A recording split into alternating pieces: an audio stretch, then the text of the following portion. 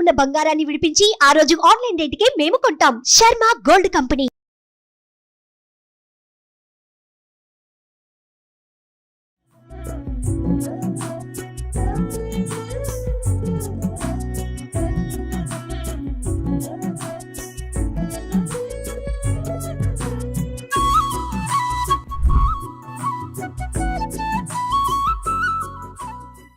నమస్కారం, నేను మీ జాహ్నవి. వారాహి నవరాత్రులు ఈ ప్రత్యేక కార్యక్రమంలో వారాహి నవరాత్రులు మనం ఇంట్లో చేసుకోవాల్సిన సింపుల్ విధి విధానాల్ని మనకి డీటెయిల్ గా చూపిస్తూ ఎక్స్ప్లెయిన్ చేయడం కోసం అంతా ఉన్నారు ప్రముఖ జ్యోతిష్య వాస్తు పండితులు, జ్యోతిష్య వాస్తు శిక్షణ నిపుణులు, లలిత ఉపాసకులు బ్రహ్మశ్రీ నానాజీ పట్నాయక్ గురువు గారు. మాట్లాడేద్దాం. నమస్కారం గురువు గారు. శ్రీమాత్రే నమః. అయితే వారాహి అమ్మవారి నవరాత్రుల గురించి చాలా మందికి చాలా రకాల సందేహాలు ఉన్నాయి. అయితే అమ్మవారి నవరాత్రులు అందరూ చేసుకోవచ్చా, ఎవరెవరు చేసుకోవాలి, ఎవరెవరు చేయకూడదు, ఒకవేళ చేసుకోవలసిన వాళ్ళు సింపుల్ గా ఎలాంటి అంటే ఎక్కువ స్తోత్రాలు ఎక్కువ మంత్రాలు ఇవన్నీ లేకుండా సింపుల్ గా చేసుకునే విధి విధానం ఉందా అనేది కూడా చాలా మందికి సందేహం ఉంది. గురుగారు డీటెయిల్ గా ఎక్స్ప్లెయిన్ చేయండి. తప్పకుండా అమ్మ. ఫస్ట్ పాయింట్ నెంబర్ 1 ఏంటంటే మీరు ఎవరు చేసుకోవచ్చు ఎవరు చేసుకోకూడదు అని అన్నారు కదా. వారాహి అమ్మవారు అంటే ఎవరో కాదు, వరాహమూర్తి యొక్క శక్తి. వరాహ స్వామి ఎవరు? విష్ణువు యొక్క శక్తి అంటే ఎవరు? వారాహి. అదే లక్ష్మీదేవి.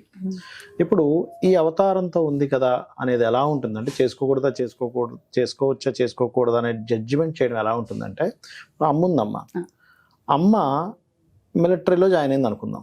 మిలిటరీ డ్రెస్ వేసుకున్నప్పుడు అమ్మ అని పిలవమా మనం? పిలుస్తాం. అమ్మేగా అమ్మేగా. యుద్ధానికి వెళ్తుంది, మిలిటరీ డ్రెస్ వేసుకున్న అమ్మ. ఇప్పుడు అమ్మని పిలవకూడదు అంటామా? అమ్మ ఎప్పుడైనా మిలిటరీ డ్రెస్ వేసుకున్నా, పోలీస్ డ్రెస్ వేసుకున్నా, డాక్టర్ డ్రెస్ వేసుకున్నా అమ్మ అమ్మే. సీఎం అయినా పిఎం అయినా అంతే. అలాగే ఆ లక్ష్మీ అమ్మవారు వరాహ అవతారంలో ఉంది ఇక్కడ. వరాహమూర్తి ఆ యొక్క భూమిని ఎవరైతే ఆ యొక్క హిరణ్యాక్షుడు దాచిపెట్టేసిన భూమిని బయటికి తీసుకొచ్చినప్పుడు ఆ అవతారం ఎత్తాలి అక్కడ. ఎందుకు అంటే చూడండి, మీరు వరాహాలని చూడండి, భూమిని వాసన చూసుకుంటూ తిరుగుతాయి, గమనించండి. ఎందుకంటే దానికి ఆ అవతారానికి మాత్రం దానికే భూమిని కనిపెట్టే శక్తి ఉంటుంది. అందుకని మరి ఆ శక్తి ఈ రూపంలో రావాలిగా. అయితే ఇక్కడ ఏంటంటే ఇది మరి ఎందుకు అందరూ చేయకూడదు అంటారు? ఎందుకు అంటే శక్తి దేవత ఆరాధన ఎప్పుడు కూడా పూర్వం మన వాళ్ళు ఆ వ్యక్తికి ఓపిక కామక్రోధాలు జయించిన వ్యక్తిగా ఇచ్చేవారు. లేని పక్షంలో ఏమవుతుందంటే ఈ వ్యక్తి అనవసరంగా కోపద్వేషాలు కనుక వెళ్ళినట్లయితే అది అతనికి మంచిది కాదు, అతనితో గొడవ పెట్టుకున్న వాళ్ళకి మంచిది కాదు, ఇద్దరికీ నష్టం అని చెప్పని అలా ఓపిక ఉన్న వాళ్ళకి ఇచ్చేవారు. అయితే అది ఎంత గురువుల లెవెల్లో బీజాక్షరాలు చేసే వాళ్ళకి, నార్మల్గా అష్టోత్తరాలు చదువుకోవడానికి పెద్ద ఇబ్బంది ఉండదు, స్తోత్రం చేసుకోవడానికి, నమస్కారం చేసుకోవడానికి. అయితే ఇది 9 రోజులు నిత్య పూజ ఉంటుంది. కానీ మనకి ఆ 9 రోజులు స్పెసిఫిక్గా ఉండే నక్షత్రాన్ని బట్టి కొన్ని నైవేద్యాలది మార్చుకోవడము, కొన్ని పుష్పాలతో చేయడము, ఇట్లాంటివి కొన్ని మార్పులు చేసుకున్నప్పుడు మాత్రం దాని రిజల్ట్ ఇంకొంచెం ఎక్కువగా వస్తుంది. ఎందుకంటే అమ్మవారిని కనుక మీరు చూసినట్లయితే చేతిలో రోకలి, ఒక చేతిలో రోకలి, ఒక చేతిలో నాగలి ఉంటుంది. అంటే ఏమిటి? మాతృస్వరూపం. సప్త మాతృకల్లో ఒక మాతృక, 5వ మాతృక అమ్మవారు. కాబట్టి ఏంటి, ఈ లలిత అమ్మవారే సప్త మాతృకలుగా అవతారం వచ్చింది, అందులో 5వ మాతృకలుగా వారాహి అమ్మవారు. అంటే ఏంటి? దున్నడము, మరలా దాని దంచి ఆ అన్నాన్ని ఇవ్వడం, అంటే మాతృస్వరూపం అమ్మవారు. అదేవిధంగా భూ వివాదాలు మరియు అనేకమైనటువంటి గొడవలు ఇంకా చాలా ఉంటాయిలేండి, ఒక్కొక్కటి చెప్తూ ఉంటాను నేను. ఆ రకంగా అన్ని రకాలుగా అమ్మవారు కాపాడుతుంది మనల్ని. ఓకే. అయితే 9 రోజులు మనం జరుపుకుంటూ ఉంటాం కదా. 9 రోజుల్లో ఏ రోజున ఏ విధంగా జరుపుకుంటే అమ్మవారి అనుగ్రహం పొందగలమంటారు?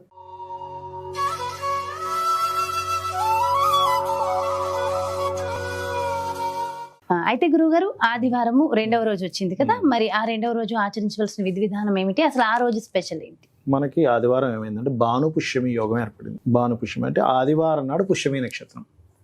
ఆదివారం నాడు పుష్యమి నక్షత్రం రోజు వచ్చినప్పుడు కనుక అమ్మవారి ఆరాధన చేస్తే కలిగే ఫలితాలు ఏమిటంటే, సహజంగా చూడండి, కర్మకారకుడు శని, రవి ఉన్నతాన్ని పేరు ప్రఖ్యాతలను ఇచ్చే కారకుడు. వీళ్ళిద్దరి యొక్క కలయిక ఉన్న రోజు భానుపుష్యమి యోగం, ఆదివారం పుష్యమి నక్షత్రం.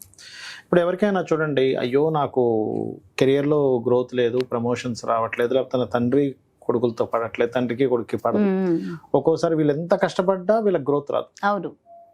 చాలా మంది అంటుంటారు అసలు ఆఫీస్లో అందరికంటే నేను బాగా చేస్తానండి, కానీ అందరూ కానీ నాకెందుకో పేరు ప్రఖ్యాతలు రావట్లేదు అని సో బాధపడుతున్నారు. నాకన్నా ముందు ఉన్న వాళ్ళందరూ వెనకాల వచ్చిన వాళ్ళందరూ ముందు వెళ్ళిపోతున్నారని బాధపడుతున్న వారికి భానుపుష్యమి యోగం నాడు గనక శని రవి గ్రహాల దగ్గర దీపారాధన చేసి ఆ రోజు గోవుకి బెల్లము గోధుమ రవ్వ తినిపించి అమ్మవారి యొక్క ఆరాధనలో ప్రత్యేకంగా గోధుమ రవ్వతో చేసినటువంటి పదార్థాలు నైవేద్యంగా పెట్టడము, ఎర్రటి పుష్పాలతో అమ్మవారిని పూజించడము ఆదివారం నాడు.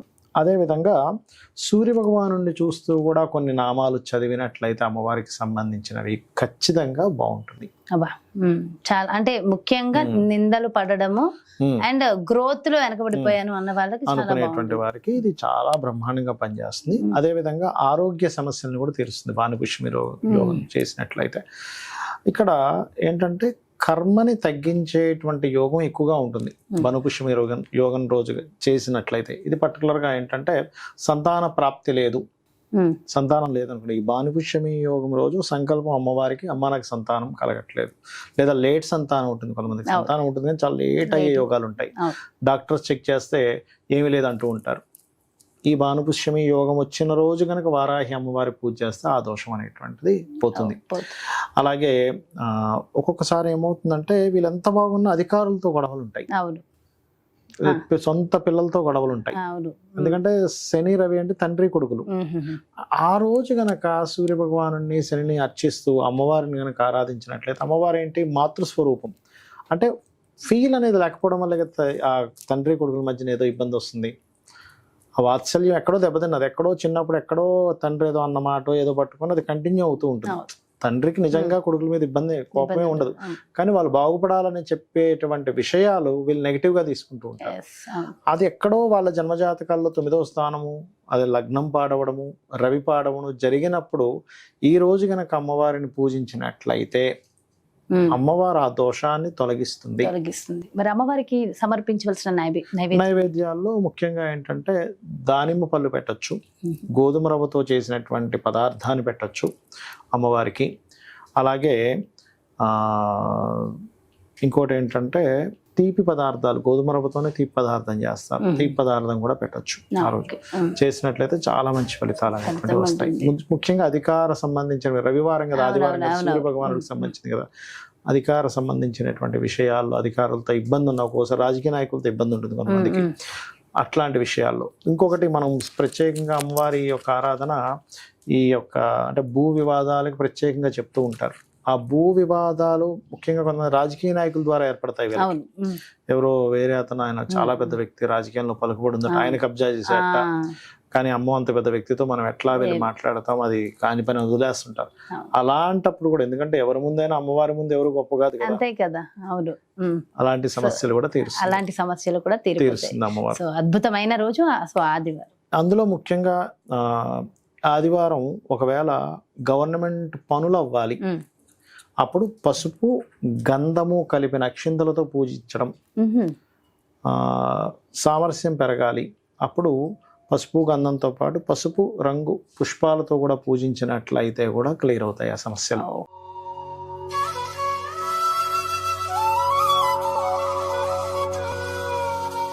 గురుగారు, మరి 3వ రోజు సోమవారం వచ్చింది కదా, సోమవారం ఆ రోజు విశిష్టత ఏమిటి, మరి ఆ రోజు అమ్మవారిని ఏ విధంగా పూజించాలి?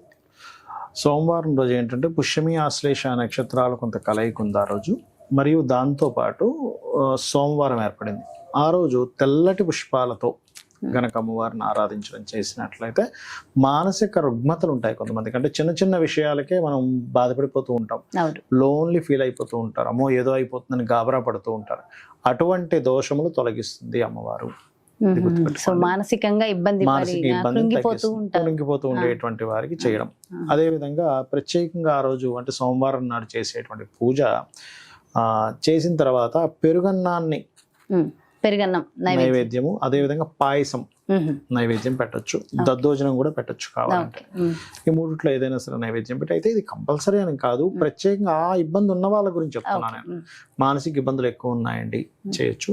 అదేవిధంగా ఆ రోజు ప్రత్యేకంగా కుంకుమ పసుపుతో అమ్మవారి యొక్క నెలవంకకి పూజ చేసినట్లయితే, అమ్మవారికి నెలవంకలా చేశారు, పూజ చేసినట్లయితే మరింత మంచి ఫలితాలు వస్తాయి. ఓకే, సో మానసికంగా చింతన ఉన్న ఆ వాళ్ళకి. చింతన ఉండేటువంటి వారికి ఆ యొక్క ఉమ్, క్లారిటీ అనేటువంటిది వస్తుంది. మరియు ఇంకొంతమందికి సంతానం విషయంలో మాటిమాటికి ఫెయిల్ అయిపోతుంటుంది. అంటే గర్భం దాలుస్తారు, ఫెయిల్ అయిపోతుంది.